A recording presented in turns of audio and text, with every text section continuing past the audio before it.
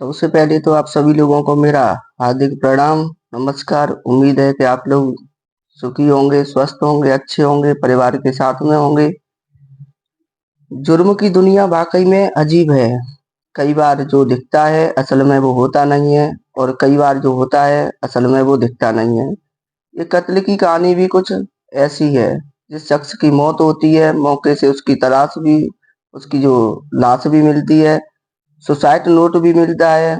वहां से जो भी सबूत मिलते हैं वो भी यही गवाही देते हैं कि ये वही शख्स है, और मौत की वजह भी मिलती है। इन सभी चीजों को देख करके पुलिस भी मान लेती है कि ये आत्महत्या का ही केस है। लेकिन जब पोस्टमार्टम की रिपोर्ट पुलिस के हाथ में आती है तो पूरी घटना ही बदल जाती है। अब पुलिस फिर से तफ्तीश शुरू करती है। फिर जो कहानी सामने आती है उसे जानकर पुलिस भी दंग रह जाती है। ये घटना है एक मध्य प्रदेश की। अब मध्य प्रदेश की राजधानी भोपाल, यहाँ की सेंट्रल जेल जेल में साल 2019 में 29 जून को, इस दिन पैरोल पर जेल से निकले कैदी को लौटना था। 14 दिन की पैरोल पर जाने के बाद जेल प्रशासन को भी उसके लौटने का इंतजार था। तभी जेल प्रशासन को लोकल पुलिस से एक सूचना मिलती है। सूचना ये थी कि उस कैदी की मौत हो गई है। अब हत्या के केस में उम्र कैद की सजा मिलने और जेल की जिंदगी से परेशान होकर उसने घर में ही आत्महत्या कर ली है। लोकल पुलिस ने बताया कि कैदी ने एक सुसाइड नोट भी छोड़ा है। हैंड राइटिंग मैच की जाती है तो हैंड राइटिंग भी उसी से मैच करती है, और मैं मौत की जो है वजह भी उस पर बताई गई होती है। इसलिए अब उसके शव का पोस्टमार्टम कराकर केस को बंद करने की तैयारी चल रही थी। ये जानकर जेल प्रशासन भी उस कैदी के केस को बंद करने के लिए लोकल पुलिस के फाइनल रिपोर्ट का इंतजार करने लगा। जिस कैदी की मौत हुई थी उसका नाम था राजेश परमार। उम्र तकरीबन 34 साल। वह मध्य प्रदेश के भोपाल के नीलगढ़ एरिया के हरिनगर में रहने वाला था। इस पर साल 2014 में एक हत्या का आरोप था। उसी केस में इसकी गिरफ्तारी हुई थी, और जब गिरफ्तारी हुई तो 2016 में उसे कोर्ट ने आजीवन कारावास की सजा सुनाई थी, जिसके बाद से वो जेल में ही था। उसी समय राजेश के पिता की मौत हो गई थी। इसी वजह से उसे 14 दिनों की पैरोल मिली थी। इसलिए 15 जून को वो पैरोल पर बाहर आया था, और 29 जून को उसकी पैरोल खत्म होने वाली थी। इस वजह से उसे हर हाल में 29 जून को जेल में लौटना था। लेकिन 29 जून की सुबह ही उसके घर से आग की लपटें निकलने लगी, जिसे देख करके जो तमाम आसपास के जो लोग थे उन्होंने पहले आग बुझाने की कोशिश भी की, पुलिस को सूचना भी दी गई। फिर फायर ब्रिगेड की गाड़ियां भी आई, लोकल पुलिस मौके पे पहुंची, और आग बुझाने पर देखा गया कि एक युवक बुरी तरह से जल चुका है। चेहरा और शरीर भी पूरी तरह से जल चुका था। देख करके ही लग रहा था कि वो मर चुका है। खैर, पुलिस का जो काम था उसने भी अपना काम किया। जो वो जला हुआ जो व्यक्ति था उसे अस्पताल भेजा गया, और वहां पे जब उसे पुलिस लेकर अस्पताल लेकर के पहुंची तो डॉक्टरों ने उसे मृत घोषित कर दिया। खैर, अब पुलिस ने घर की तलाशी ली तो वहां से एक सुसाइड नोट भी बरामद हुआ, जिसमें लिखा था कि पिता की मौत होने से वो काफी दुखी है। अब परिवार में उसे कोई पैरोल भी नहीं दिला पाएगा। इस वजह से वो अब दुनिया से निराश हो चुका है, लिहाजा वो आग लगा कर अपनी आत्महत्या कर रहा है। इसके लिए कोई दूसरा जिम्मेदार नहीं है। अब ये सुसाइड नोट के आधार पर पुलिस ने भोपाल सेंट्रल जेल को भी सूचना दी। सबको पोस्टमार्टम के लिए भेज दिया गया। साधारण सुसाइड केस की तरह पुलिस ने भी इसे बंद करने की तैयारी कर ली। उधर पोस्टमार्टम के बाद में सबको रिश्तेदारों को सौंप दिया गया। रिश्तेदारों ने भी सबका अंतिम संस्कार कर दिया। लेकिन इस पूरे केस में 24 घंटे बाद नया वो मोड़ तब आया जब पुलिस के हाथ में राजेश परमार की पोस्टमार्टम की रिपोर्ट लगी।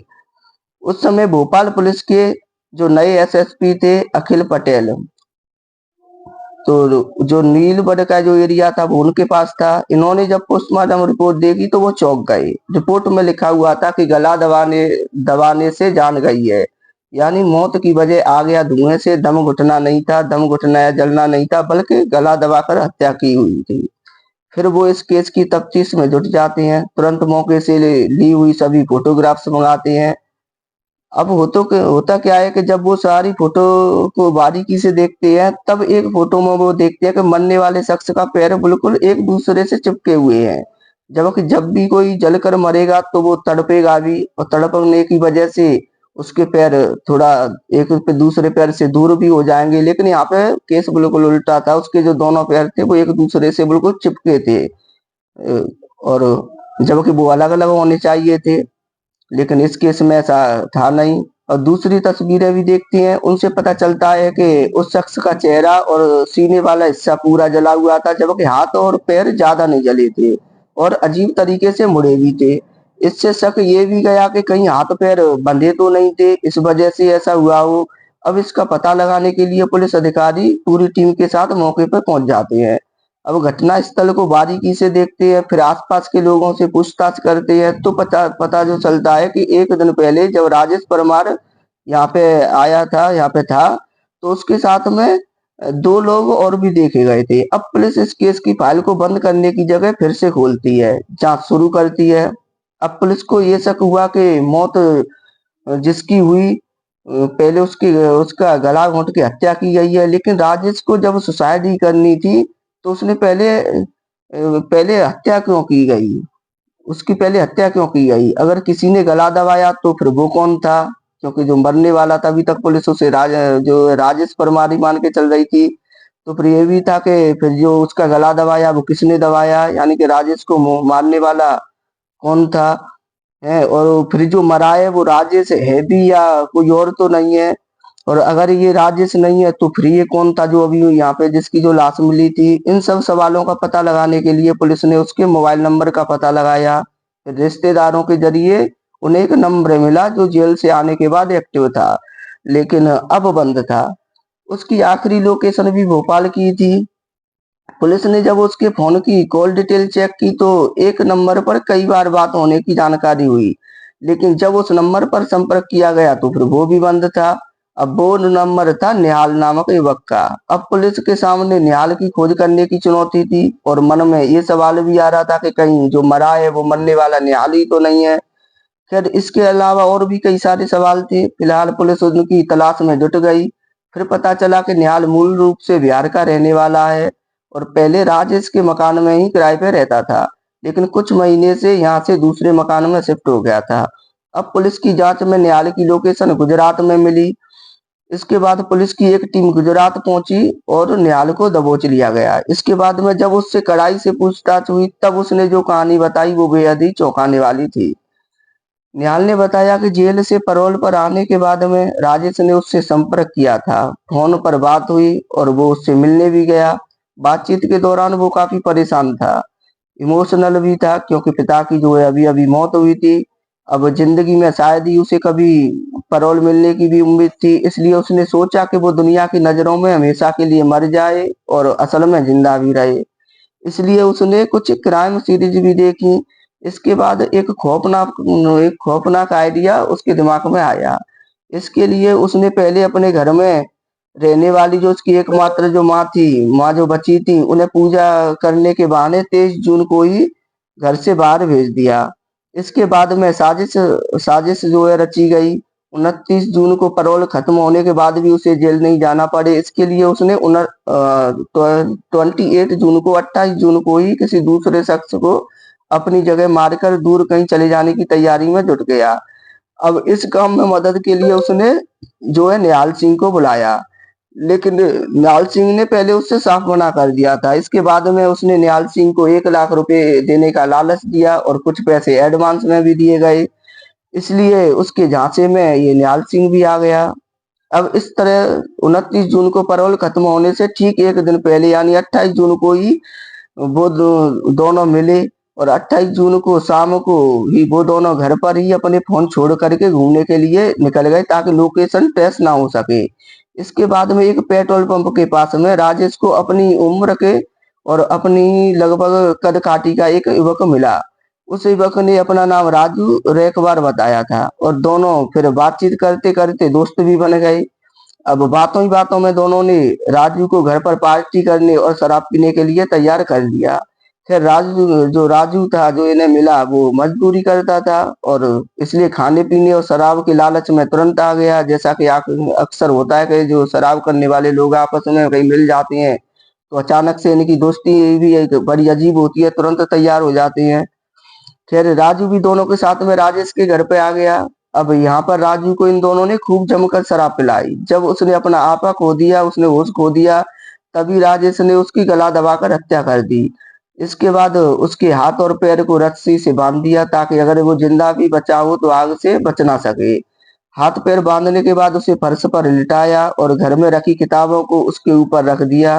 फिर राजेश ने खुद ही एक सुसाइड सुसाइड नोट लिखा, उसे कुछ दूरी पर रख दिया ताकि वो सही सलामत पुलिस को सुसाइड नोट के सबूत के तौर पे मिल जाए। और इसके बाद में दोनों ने बाइक से निकाला हुआ पेट्रोल भी उसके ऊपर डाल दिया ताकि आग पूरी तरीके से अच्छे से लग जाए और वो पूरी तरीके से जल जाए। क्योंकि घर का जो दरवाजा था वो बाहर से बंद होने पर शक जो है जो साजिश का शक हो सकता था। इसलिए दोनों ने घर के दरवाजे को अंदर से बंद किया और छत के रास्ते से बाहर निकल गए, छत से कूद करके। इसके बाद में खिड़की से माचिस की तीली जला करके अंदर फेंकी गई। और इस तरह जब आग की जब लपटें जब बढ़ी तो दोनों एक साथ वहां से फरार हो गए। अब जो साजिश के तहत राजेश ने निहाल का एक पुराना सिम कार्ड अपने पास रख लिया था और साउथ इंडिया चला गया। और वहीं निहाल गुजरात गुजरात पहुंच गया। अब पुलिस ने फिर निहाल की कहानी की सच्चाई का पता लगाने के लिए उस मृत युवक के बारे में पता लगाया तो ये सच निकला, क्योंकि राजू रेकबार की जो पत्नी थी उन्होंने 28 जून की रात में ही लोकल पुलिस में गुमशुदगी की शिकायत दर्ज कराई हुई थी। इसके अलावा पुलिस को राजेश के घर से राजू की चप्पल भी बरामद हुई, जिसे उसकी पत्नी ने पहचान लिया था। और अब पुलिस की जो जांच जो थी वो और तेज हुई। अब पुलिस को पूरी कहानी भी समझ में आ गई थी, लेकिन जब तक राजेश आंखों के सामने नहीं आ जाता तब तक जांच अधूरी थी। अब पुलिस को ये यकीन तो था कि आज नहीं तो कल राजेश किसी भी तरह निहाल से संपर्क जरूर करेगा। और राजेश भी निहाल का एक पुराना सिम कार्ड लेके गया था। इस तरह अगले ही दिन आखिरकार राजेश का फोन निहाल के पास आ ही गया। अब पुलिस की मौजूदगी में ही, क्योंकि जो निहाल था वो पुलिस के हाथ लग चुका था, तो पुलिस की मौजूदगी में ही निहाल उससे बात करने लगा। राजेश ने वहाँ के हालात के बारे में इससे पूछा कि वहाँ पे कोई गड़बड़ तो नहीं हुई, तो निहाल ने बताया कि गड़बड़ नहीं है, पुलिस को कुछ पता नहीं चला। इसके बाद में राजेश ने कहा कि चेन्नई में उसे कुछ मदद चाहिए, अगर कोई दोस्त हो तो बताना। इस पर निहाल ने कहा कि वो जल्दी उसे बताएगा। इसके बाद में फोन काट दिया जाता है। अब पुलिस ने भी राजेश को पकड़ने के लिए पूरी फिल्मी कहानी रची। इसके तहत पुलिस के कुछ लोगों को चेन्नई भेजा गया और उन्हें लोकल बनकर के राजेश से मिलने के लिए बोला गया। इस तरह निहाल ने राजेश को चेन्नई में रहने वाले अपने एक दोस्त का जिक्र करते हुए उसका फोन नंबर शेयर किया। इसके बाद राजेश पुलिस वाले को ही निहाल का दोस्त समझकर उससे बातचीत करने लगा और उससे मिलने के लिए तैयार हो गया। अब जैसे ही राजेश ने लुंगी और माथे पर तिलक लगाए दो युवकों को निहाल का दोस्त समझकर मदद मांगने पहुंचा, तभी उसे पकड़ लिया गया। इस तरह पुलिस ने एक ब्लाइंड मर्डर केस का खुलासा करते हुए 8 जुलाई 2019 को पूरे केस को मीडिया के सामने लेके आई। और इस केस के बारे में खुद जो उस समय वहाँ के जो आईपीएस अधिकारी थे पटेल पटेल जी, उन्होंने खुद लोगों को आके इसके बारे में बताया। खैर जो राजेश जो पहले जो एक मर्डर के जो जुल्म में जो सलाखों के अंदर था, अब फिलहाल खैर वो दो मर्डर केस के लिए जिम्मेदार है और सलाखों के फिर से पीछे पहुंच पहुंच चुका है। खैर अपराधी कितना भी शातिर कितना भी चालाक क्यों ना हो, कानून के शिकंजे में फंसी जाता है। इसलिए कभी भी लोगों को ऐसे कुछ भी क्राइम नहीं करना चाहिए और समाज में एक अच्छे इंसान की तरह रहना चाहिए। लेकिन खैर लोग ऐसा करते नहीं है, पता नहीं क्यों लोग कहीं ना कहीं गलत रास्ता अख्तियार कर लेते हैं। खैर आप लोग सभी लोग सुरक्षित रहिए, सेफ रहिए, अपनों के साथ मिलजुल के रहिए। जय हिंद, जय भारत।